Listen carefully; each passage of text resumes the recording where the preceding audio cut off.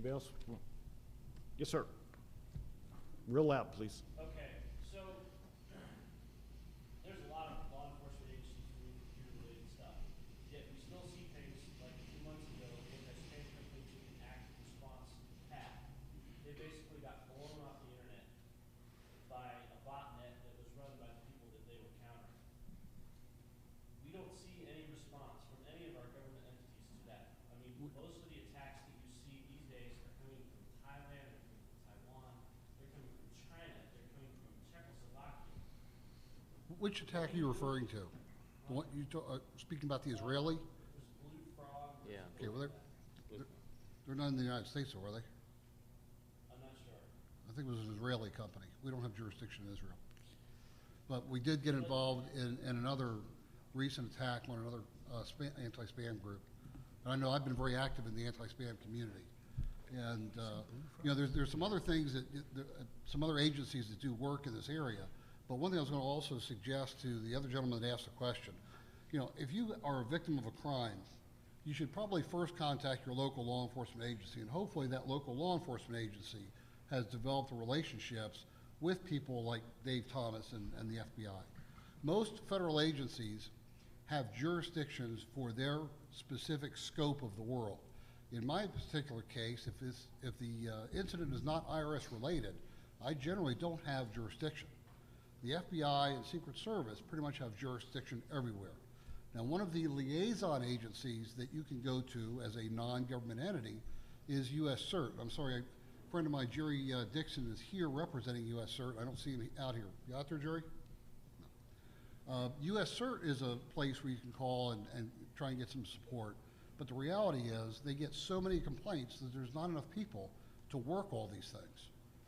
And, you know, there was an attack very recently. In fact, I was in Orlando at the time and coordinated some assistance. So we do get involved. You just don't always see it in the press. Well, and that's the point I'm making. One, we don't see the press. Right. And two, we don't really see, I don't see your organizations having the reach necessary to help you in my defense. Is Richard Downing in here? You want to jump in on this, on the international aspects of this? Introduce yourself for us. Richard Downing, I'm with the Computer Crime and Intellectual Property Section at the Department of Justice. International problem is a real problem, but it's something that is being worked on, and there are some signs of progress. Many countries around the world are beginning to pay more attention to this and begin to have law enforcement capabilities to assist. So in countries like Romania, where there is a very large hacking community, a very large fraud community, analysis, and the Romanians have beefed up their law enforcement. They have prosecuted cases that have crossed them. The FBI now has some people in the embassy there specifically to address this problem. So the answer is you may not see an immediate response, and there are many cases that do not successfully get investigated. That doesn't mean that things are not being worked on. And as you can imagine, there are, for a long time to come, going to be countries that are not going to be willing to work with us in a way that's going to be effective. So I guess I would say it isn't because they aren't trying, and I would say that there are signs of hope that the long-term solution is going to be one that needs to be continually worked on. And just real quick on that, Jim, if you take a look at, you say, you know, you really haven't seen anything, but go out and take a little bit closer look. If you look at the Encheta case in California, which was one of the largest botnet cases ever investigated that was taken down by the FBI. Seattle, one of the second largest bot cases in the world, taken down within the last year. FUNET case, where botnets, again, were taking down companies within the United States. We do these cases, and other federal agencies do, every day. We arrest people in other countries almost every single day. So, yes, is it difficult to do international investigations? Absolutely, but that's all we do. 80% of what the FBI does is international investigations. MITOB, ZOTOB. We deployed a team in 8 days, arrested people in Turkey and Morocco. Other agencies do the exact same thing. So you may not see it every day, but as you said, it is getting done, and there's a lot of international cooperation out there. Countries really want to come together and work this, and they are working with us and other agencies. And I know what's frustrating to victims is that when you report a crime, law enforcement generally doesn't talk to you and tell you what we're doing until the investigation reaches conclusion and is adjudicated. So I know that's frustrating for everyone. In some cases, in the old days, the law enforcement agencies wouldn't talk to one another. But you can see we're all here on this panel, and we're all doing a much better job at sharing information within law enforcement, within the government channels, with whoever's doing the investigation. But I absolutely understand your frustration by not knowing what's going on. But things may be going, and they're just not talking to you. So. And frankly, some of it's on our side too. We need to be better at talking with you. I think we need to come out more so and discuss with you more of the problems and be more forthcoming regarding an investigation, what we're doing and how we're helping you. It doesn't have to be cloaked in massive secrecy. It does have to be a certain amount of partnership. But I do think that just as each of you have to take a greater role on your own computers at home, each of your companies, you're going to have to take a much greater role, a stronger role in your company, being aggressive, getting in front of the attack, trying to sell as much as you can within your own company is how you need to be proactive. Find out, be looking at your firewall logs. When are the attacks more are coming stronger than other times? Is there some correlation to that?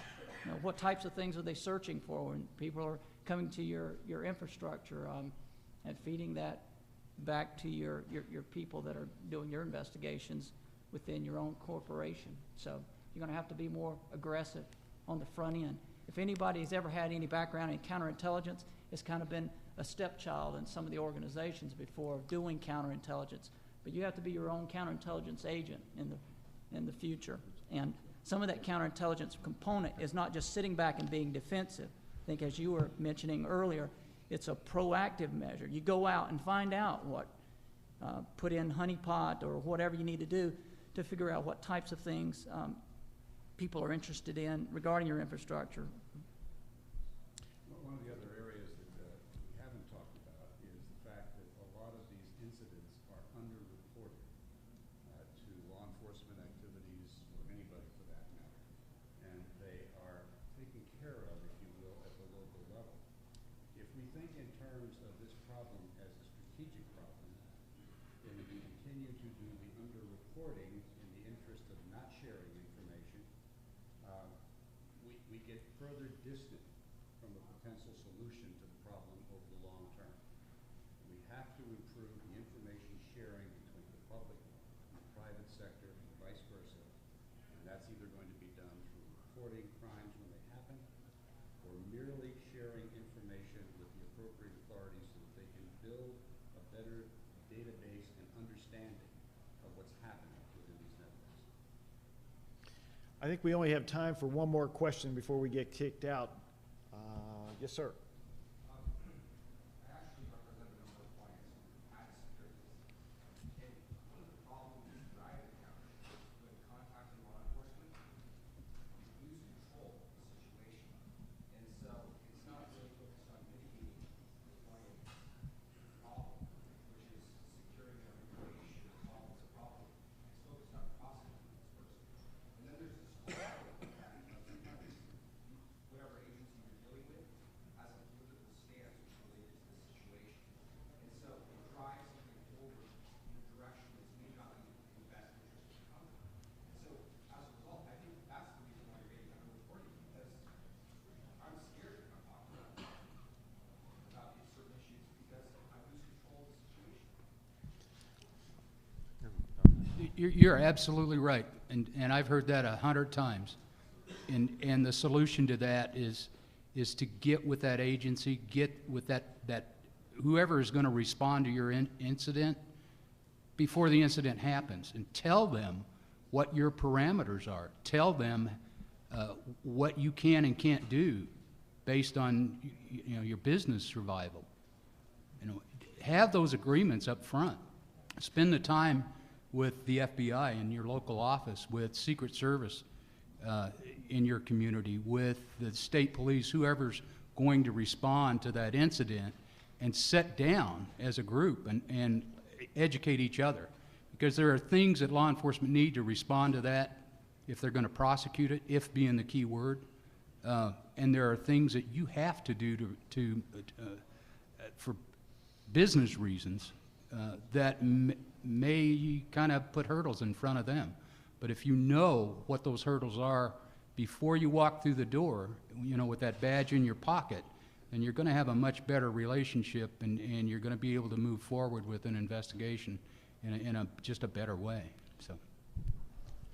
I know in the Department of Defense, we heard the same thing from commanders, you know, forever. You know, you guys come in, you take control of my network. Well, that's really not how it works in the Department of Defense. It's up to that commander whether they want to continue to leave their network open to the bad guy to allow us to continue to running that investigation, or whether we're going to collect the information that's right there with the assistance of that system administrator and that commander, and then we're going to take it back and evaluate that and run our investigation, keeping that commander apprised of what we're doing. So we hear that all the time, but in practice, I think we've all matured as agencies, and we don't operate in that way. I think we work in a partnership with the victims today. So everybody's not created equal, though. There's 20,000 law enforcement agencies out there, so developing that relationship with them ahead of time, like Hop was saying, you know, and setting out what the ground rules are ahead of time, I think is the way to go. Yeah, we're about out of time here, so I just had 2 slides that I wanted to throw up, you know, because I'm going to advertise. DOD, we have the annual DOD Cybercrime Conference. If you're affiliated with a federal agency or a law enforcement agency, it's open to the 5 I countries, Canada, UK, Australia, New Zealand, and the US. It's going to be, you go to this website, dodcybercrime.com. So, and then I wanted to announce the DOD, the DC3 Digital Forensics Challenge. Our focus is forensics, digital forensics. And we're looking for outside-the-box thinking. So we're going to hold a challenge, and anybody with a U.S. citizen within the continental United States can play. We're going to have up to 4 team members. You can do this as an individual. Academia, students, faculty can put a team together. And what we're going to give you is a challenge in some of these different areas to see how you can respond and create a forensic report and what kind of evidence you can gather. And then the winning team will be announced on the 15th of December. We'll fly that team up to 4 members to attend our conference. If you want more information, we have a booth, and I'm sure a lot of these guys will hang around because we're going to get kicked out of here, and where the NCIS booth is, and then we have a DC3 booth right next to it, and we'll certainly take on your questions at that point. So appreciate you all coming. Thank you.